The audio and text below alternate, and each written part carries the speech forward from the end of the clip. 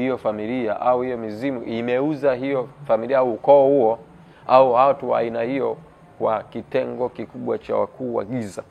Ndio. Sasa wanachofanya kule wakuu wa giza ni kumshikilia mtu kupitia ile kodi namba. Kodi namba maalum.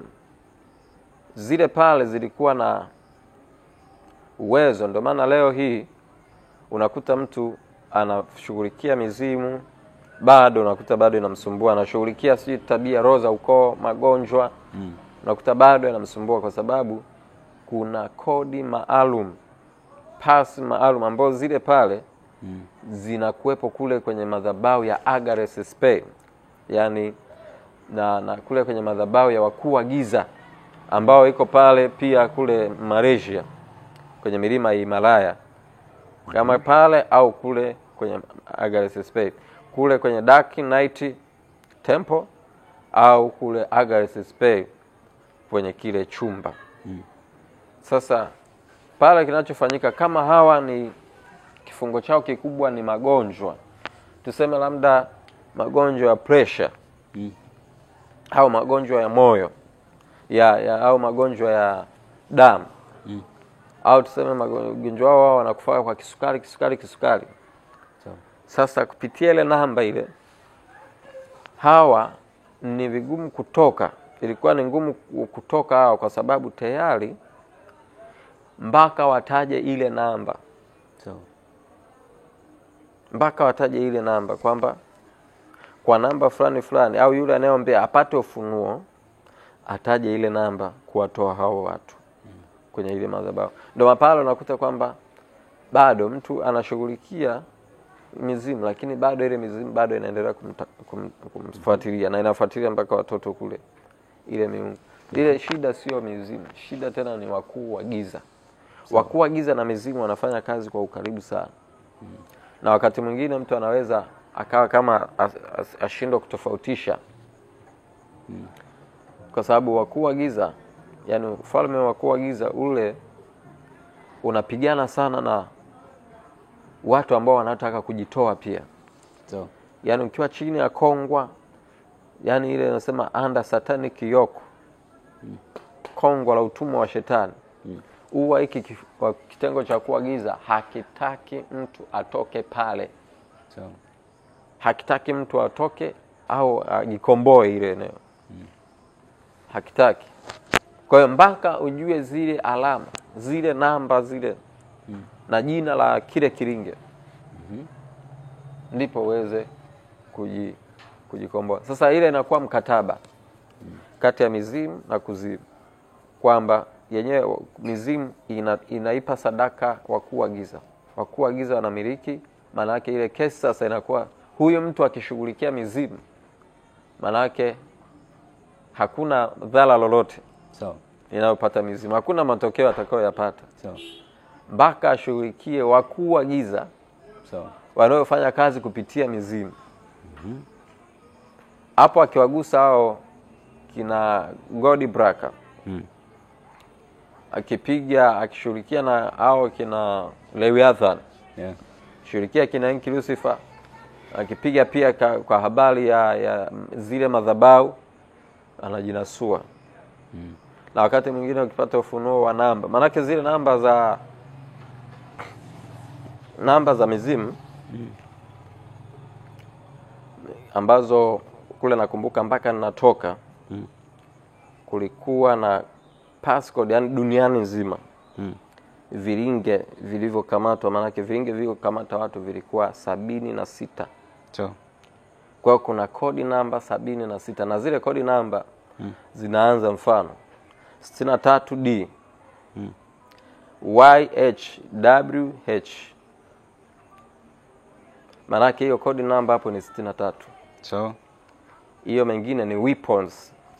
Zile za wakuu wa giza. Yani kitengo simamizi na majini simamizi pale. Kwa hiyo sasa zile ziko madhabahu na viringe 76. Sasa shida inakuja pale kwamba mtu nakuta anaomba ajinasue, au anaombewa, unakuta ugonjwa uko pale pale. Anaombewa, unakuta mitala, ndoa za mitala ziko pale pale, maisha yako pale pale, hali iko pale pale, na ili hali ashashughulikia mizimu na sadaka anatoa za kujinasua.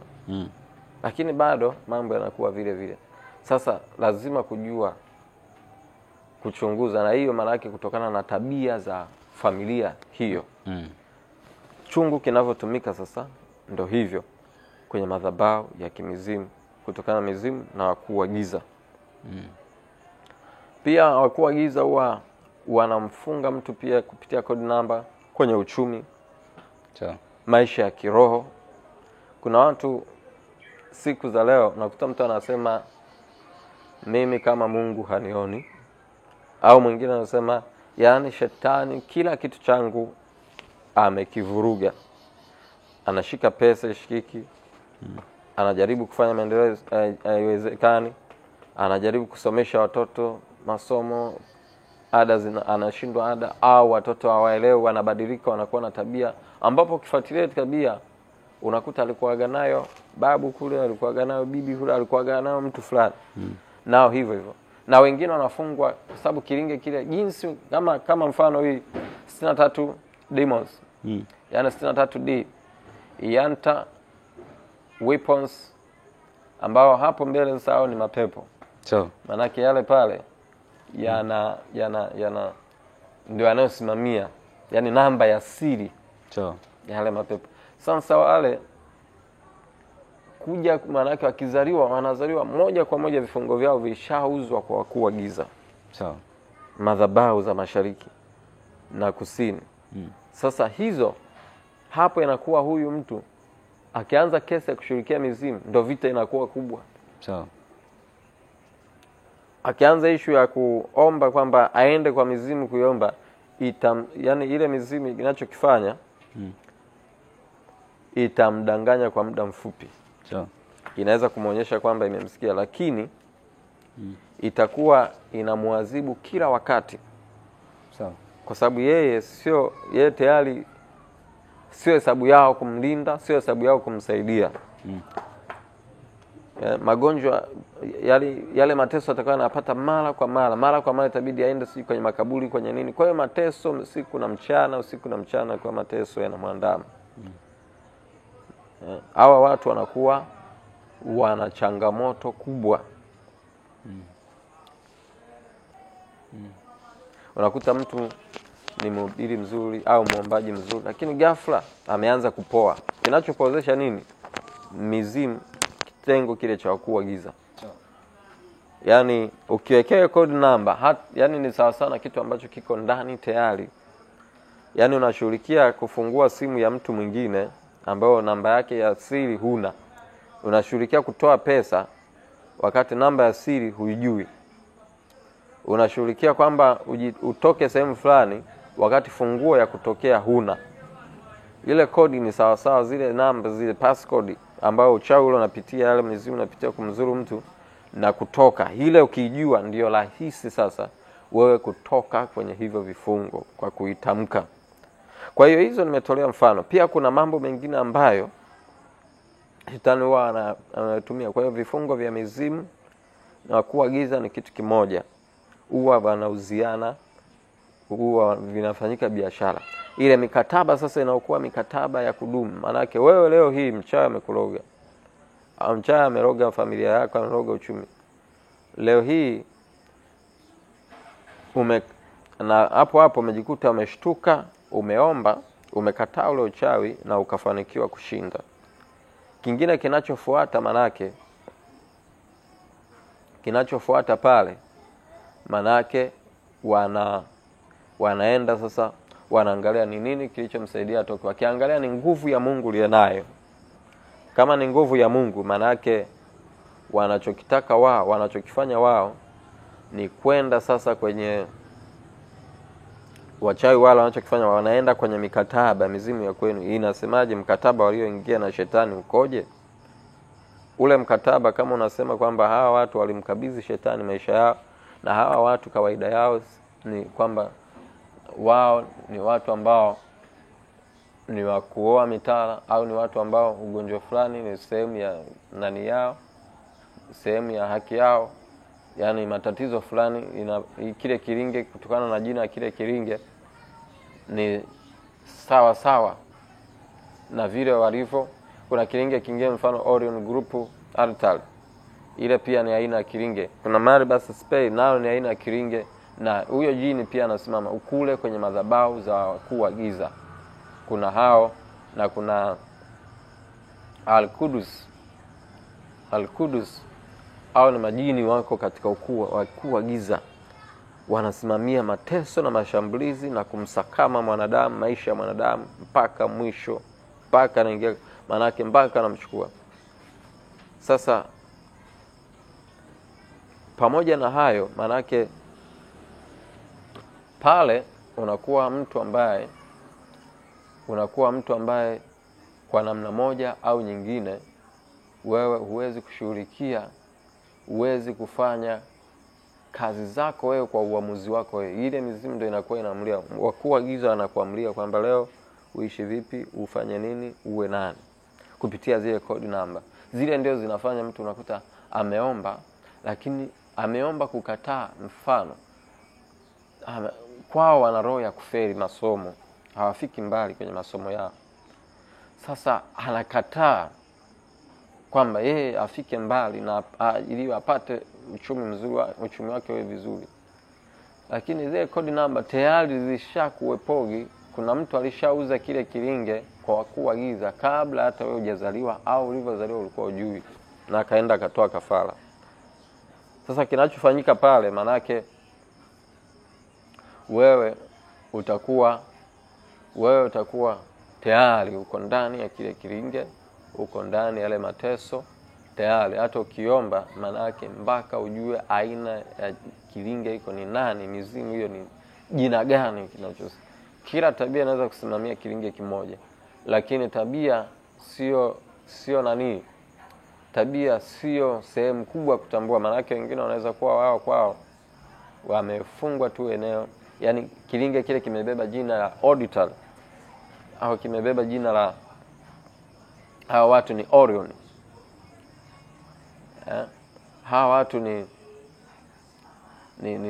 aina ya vifungo vyao vinatokana na tabia zao. Sasa viringe huwa vinaamliwa, vilivyouza haki zao, vilivyouza wale watu kwa wakuu wa giza, huwa vinaamliwa kwamba mfanye hivi, mwende hivi, mpambane na huyu. Ile mizimu inaamlishwa kwamba lazima uende hivi, mwende hivi, mkamate hivi, mfanye hivi. Zile madhabahu ndio hapo wanapopigana zaidi. Sasa wanakoendelea kushindana zaidi, wanakoendelea kupiga zaidi. Wewe unaomba huku, mambo yanaharibika. Ukitoa zaka, mambo yanaharibika. Ukifanya ibada, mambo yanakuwa sio mazuri. Unaomba jambo ndio linajitokeza, tatizo linazidi, linaongezeka, maisha yanazidi kuharibika na kuongezeka. Sasa ile familia ambayo iko chini ya iko kiringe, hivyo viringe chini ya kuwa moja kwa moja, ile kesi ilikuwa ya kwetu. Manake mimi nilikuwa na uwezo sasa kwenda kusimama kwenye eneo na kusababisha kama kiringe hiki, manake wao elimu yao iishie level fulani, wote mlolongo wao, au kwao asitokee mtu mwenye ukwasi, utajiri ambao atajenga nyumba, hata kujistiri nyumba nzuri. Kwa hiyo ile adhabu sasa naisimamia kama child of morning, ambaye mtoto ambao niko karibu na Lucifer, ambao baraza kuu, niko kwenye baraza kuu la Lucifer, yani ubalozi mkuu wa Lucifer. Nilikuwa kwenye ubalozi mkuu wa Lucifer. Wakati mwingine nilikuwa na majini, yale malaika wale yale ya mbinguni, ambao walishusha yale majini ambao walitupa kutoka mbinguni, wale nilikuwa nao 990 majini yale. Pia nilikuwa na mapepo ya kawaida, majini haya ya kufugwa na ya nusu binadamu nusu mtu. Nilikuwa na yale majini 550.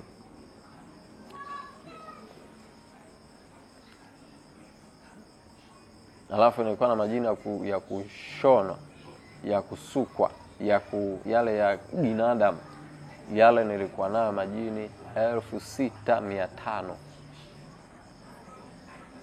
Yale yalikuwa kwa ajili na wapa wale vijakazi wa chini, wale wa chini waendelee. Jinsi wanavyoshambulia, mimi ninaongezwa cheo.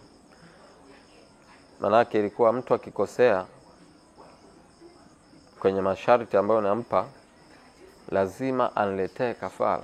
Lakini atauliza nitafanyaje? Nampa yale majini akasababishe matukio.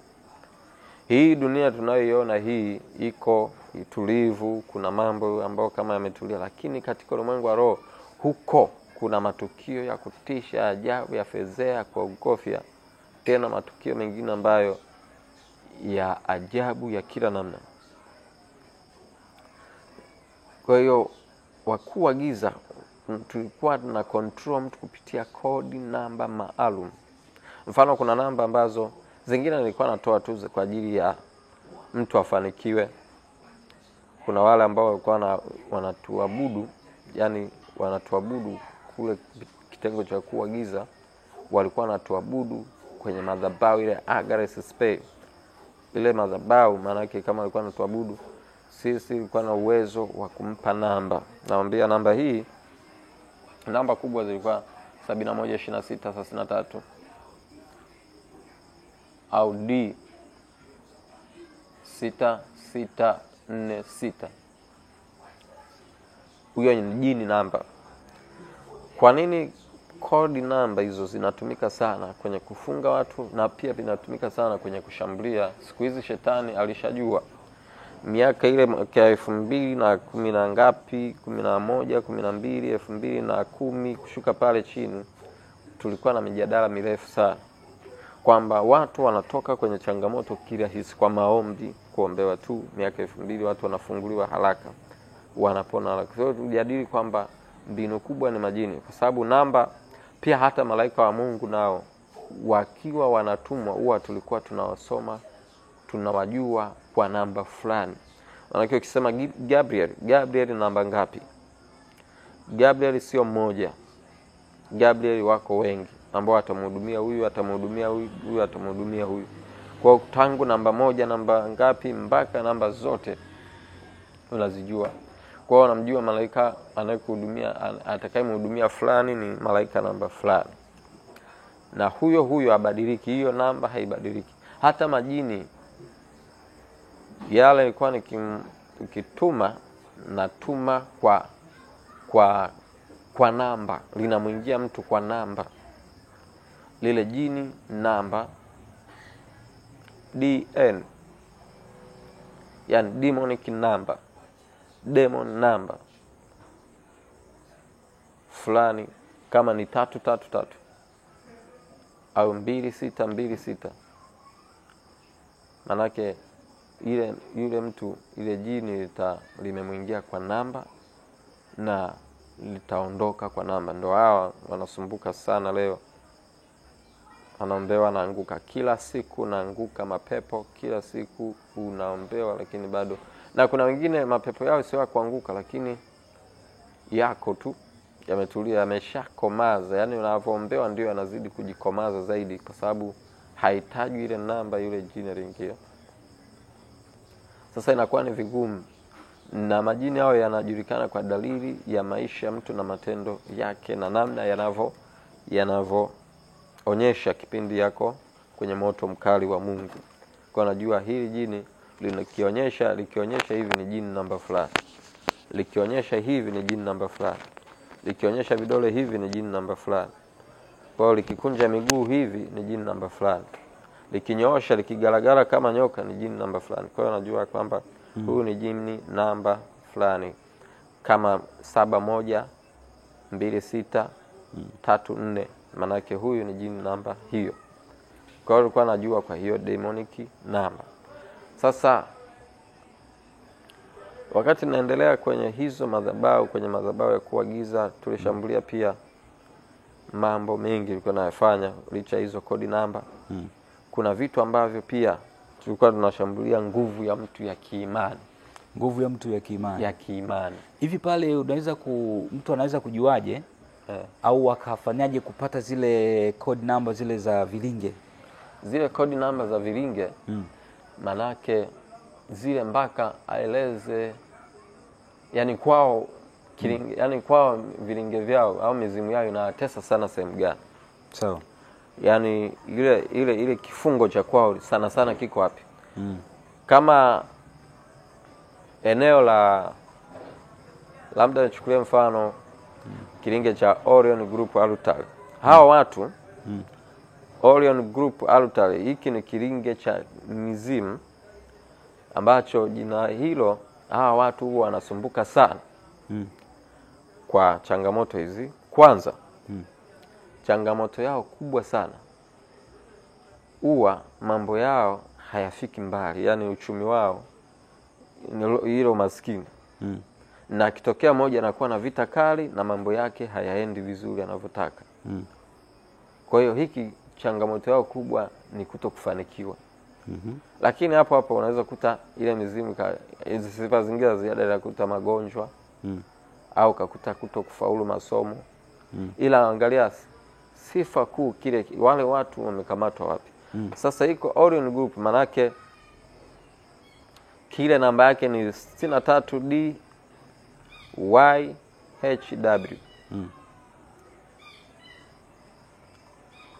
Lakini kuna 63 kuna Orion Group huyo pia inawezekana kwamba kikawa ni kiringe namba 52. Kwa kama sifa hizi zitaendana au zitazidiana kiringe kinabadilika pia kutokana na sifa zinavyozidi, kwamba hiki kiringe lakini pamoja na maskini hawa watu kwao hajaijenga hata nyumba, kwao hawajawahi miliki hata 100,000. Unakuta kuna mazingira ambayo sasa jinsi inavyopanda ndivyo namba zinavyoshuka. Maana kuna Orion Group namba 1 mpaka 76. Kuna Manu Alutale wale kiringe kile group Alutale Manu hivyo 1 mpaka 76. Ila duniani kote vinahesabika viko 70, yani havizidi 76. Sawa. Ila kila kimoja kina namba 1, jinsi kinavyozidiana inashuka inakuja huku kwenye 1. Ila jinsi ambayo kunapungua zile sifa ndio kinapanda kinaenda mpaka kwenye 76. Sawa. Sasa malaki akitaja hapo unakuta anaona mabadiliko. Sasa zile na ukizingatia zile zile code numbers zinaendana na hayo. Sasa malaki wakati mwingine kama Mungu akisaidia ni mahesabu. Sawa. Ni mahesabu hapo, ni mahesabu na nikumbuke zile namba zaidi. Lakini kama kuna mtu binafsi maana yake anaweza kupigia nikamuuliza vitu kama hivyo alafu baadaye kumsaidia. Sawa. Pia tulikuwa tunaendelea kufanya mashambulizi sana kwenye eneo la walokole ambao walikuwa na misimamo au watu ambao walikuwa hawajaokoka lakini wana vitu vya tofauti. Sawa. Hawa watu walikuwa wanashambulia sana. Hawajaokoka lakini wana vitu tofauti. Wana kitu cha tofauti. Kuna maana gani? Yaani hawa unakuta kwao wote hawa yaani kwao wote hawa ni matajiri tu. Sawa. Hawa kwao wote ni viongozi tu hawa. Sasa hawa nao walikuwa tunawatafuta kwa aina yake, kwa sababu kanuni ya ufalme wa giza huwezi kumiliki bila kuwa na kiringe, aidha kwa Mungu au kwa shetani. Sasa wao wanapokuwa na kitu cha tofauti na hawapo kwenye ukuu wa giza, hawako kwenye madhabahu za giza, wala hawapo kwa Mungu, hawa kwa wanawinda sana. Ndio maana pale unakuta mtu huyu kwao wana maisha mazuri tu lakini hawazai. Napiga kupitia saa wanazozivaa, nafunga kupitia ile saa, na saa ile inaweza kuingiza, ilikuwa tunatumia hivyo vitu kama saa kuingiza ugonjwa kwa mtu, kumshambulia na kuingiza matatizo. Ile saa nilidokezea kidogo huko nyuma, lakini saa majira yake yale pale kuna 6 pale juu 12 3 9. Ukiweka calculation vizuri unapata 666. Sasa hiyo namba ni namba pendwa sana kwenye falme za giza. Ni namba pendwa, maana yake hiyo namba ya Lucifer kabisa, ya mtandao wa giza. Sasa ile saa tulikuwa tunatuma mionzi. Kila kifaa ni rahisi sisi kukitumia, ilikuwa ni rahisi kwa sababu tunatuma mionzi,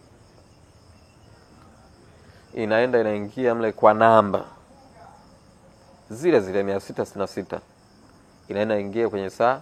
Alafu baada ya muda yule mtu anajikuta anaota ndoto, namotesha ndoto kwamba yuko sehemu, alafu kuna mwanga mkali unamulika, au anaona watu wamevaa mavazi meupe wako msafara, au ataota yuko kaburini, au anaota yupo kwenye jeneza, yeye amekufa. Sasa anapomotesha hiyo ndoto, manake ile mionzi kwenye saa huwa inatoka kwa zile namba, inaenda katika ulimwengu wa roho, inapiga nafsi, inaipiga nafsi. Kama tulikusudia kwamba mtu huyu augue ugonjwa labda wa kansa, au augue kifafa, huyo mtu muda huo ile mionzi inapoenda kumpiga, ataanza kuona mabadiliko ya afya yake, ya mwili wake. Kwa hiyo utaona ataanza kuona ghafla hali yake inaanza kubadilika, au utaona tu anaanza kuanguka kile kifafa, au utaona tu ghafla tayari amepoza, au kansa tayari inaanza, wanaambiwa na kansa ya damu, si na kansa ya shingo kizazi, sijui na kansa ya nini. Sasa zile ni shambulizi moja kwa moja kutoka kwa kuagiza. Hao anaitwa roho wa uovu, yani roho ya uharibifu. Sasa saa tulikuwa tunatumia silaha, yani chochote kilichokuwa mbele kilikuwa ni silaha kubwa sana kushambulia. Lakini ufalme wa giza ulikuwa unapiga au tegemei sana vitu ambavyo kama hizi ardhi, isipokuwa kuna maagizo maalum ilikuwa lazima tufanye hivyo, kwamba kwa kutumia mchanga, ule mchanga uwe silaha ya kumshambulia huyo mtu, au kwa kupitia kiti alichokalia, kile kiti kiwe silaha. Na wala kuagiza wao wanatangulia kwenye makanisa.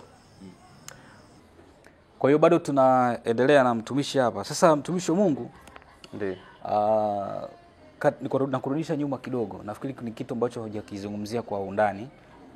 Wakati ule unaanza habari ya Freemason, walivyokupa yule nyoka ukae naye, maana yake yule nyoka pia alikuwa anakuletea pesa wewe, kwa maana ya utajiri, fedha. Yeah.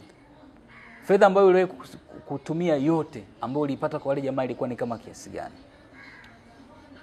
Fedha, yule nyoka alikuwa ananipa fedha kila siku. Yaani per day milioni 26 kwa siku. Kumbuka sababu pamoja na nyoka pia nilikuwa na majini wengine ambao walikuwa wanakusanya pesa, ila yule nyoka alikuwa ananipa milioni 26 kwa siku. Na hizo pesa zilikuwa na sharti kwamba nikitumia, manake nisiache yote ikaamka siku ya pili. Kwa hiyo inawezekana nitumie nusu nibakishe. Lakini masharti ilikuwa lazima nitumie ile pesa kiasi kikubwa kuliko kitakachobaki kwa siku. Na pia mimi katika utajiri ambao nilikuwa nao kupitia yule nyoka, kwa kuhesabu haraka ilikuwa si chini ya trilioni 2 na kama bilioni kadhaa. Yaani kiujumla kwa vyote ambao, kwa sababu nilikuwa na utajiri wa kiini macho, yani wa kimazinga ombwe. Kwa hiyo nilikuwa manyumba na miliki vitu vingine, na miliki mali zingine. Na ilikuwa ule mtaa hakuna anayeweza kunijua. Yaani nyumba nilikuwa nakaa, huwezi kujua mtu huyu ametoka saa ngapi. Ni nyumba nzuri sana. Ndio. kali, ina kila kitu. Hawa watu ukitaka kujua moja, yani huwezi kujua huyu mtu ameingia saa ngapi, ametoka saa ngapi, ila kuna utulivu vizuri na anaishi maisha ya kitajiri sana. Kwa hata pale nadhani walikuwa wanajiuliza ule mtaa kwamba hii nyumba anaishi nani? Wengine wanasema kuna bosi fulani yupo humo. Ni dogo tu lakini ni tajiri, anamiliki. Wengine wanasema anamiliki magari, wengine hivi na hivi, lakini yote ilikuwa ni namna. Sikutaka kwamba wajue moja kwa moja mimi ni nani na utajiri wangu na upataje, upoje. Ndio. Hiyo ni Freemason Kemet. Sawa. Ulimiliki nini na nini? Nilikuwa na nyumba. Nilikuwa na nyumba, nilikuwa na mashine, pia nilikuwa na biashara za maduka. Nilikuwa na maduka 7. Sawa. Nilikuwa na nyumba nyingi, yani nyumba mpaka zingine shindwa kusema, manake zingine nilikuwa nanunua. Yani nakuta nanunua nyumba ya milioni 100, bilioni 1. Nanunua nyumba ya milioni 800, 900. Kwa hiyo zingine nilikuwa nanunua, naacha tu wapangaji, nanunua, naacha tu.